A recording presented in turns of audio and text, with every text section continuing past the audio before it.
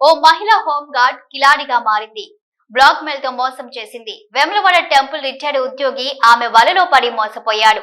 చివరకు పోలీసులను ఆశ్రయించడంతో కిలాడి హోంగార్డును అరెస్టు చేసి కటకటాల వెనక్కి పంపించారు. ప్రముఖ పుణ్యక్షేత్రం రాజన్న సిరిసిల్ల జిల్లా వేములవాడలో మహిళా హోంగార్డ్ అనూష రూటే సపరేటు అన్నట్లుగా ఉంది.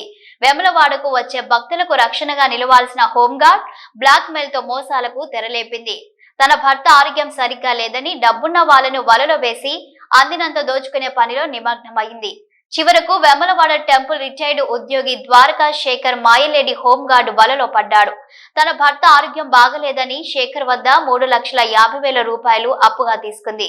మహిళా హోంగార్డ్ 6 నెలల్లో తిరిగి ఇస్తానని చెప్పినా ఆ మాయలేడిని అప్పు డబ్బులు అడిగితే బ్లాక్ మెయిల్ కు పాల్పడింది. శేఖర్ ఫోటోను మార్ఫింగ్ చేసి పెళ్లి పత్రిక తయారు చేసి అతను తనను పెళ్లి చేసుకున్నాడని అసత్య ప్రచారంతో బ్లాక్ మెయిల్ చేస్తూ 5 లక్షల రూపాయలు డిమాండ్ చేసింది. అడిగినంత డబ్బు ఇవ్వకుంటే ఫోటోలను పెళ్లి పత్రికను బయటపెడతానని బెదిరించింది.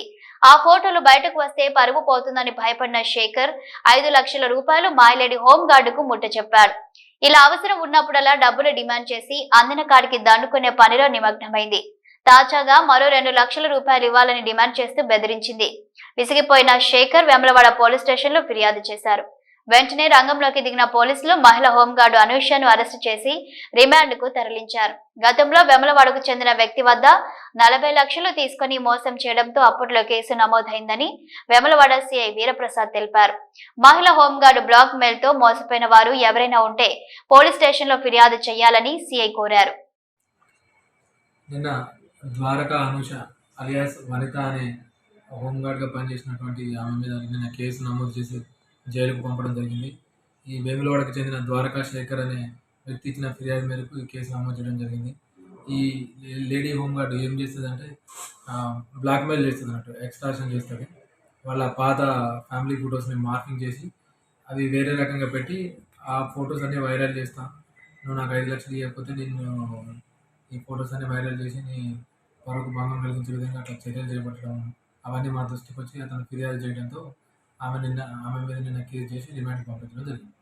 గతంలో ఏమైనా కంప్లైంట్స్ ఉన్నాయా? గతంలో కూడా ఈమె మీద ఒక వేములవాడకు చెందిన ఒక వ్యక్తి దగ్గర ఇదే విధంగా ఒక 40 lakhs దాకా పైసలు తీసుకొని అవి ఇవ్వకుండా అతన్ని కూడా బెదిరించిన సందర్భంలో అది గతంలో కూడా కేసు నమోదైంది. అప్పుడు కూడా ఈమెని జైలుకు పంపించడం జరిగింది. ఇంకా ఎవరైనా ఈమె బాధితులు ఫిర్యాదుదారులు ఉంటే దయచేసి మాకు ఫిర్యాదు చేసినట్లయితే వాటి మీద కూడా మేము చర్య తీసుకోవడం జరుగుతుంది.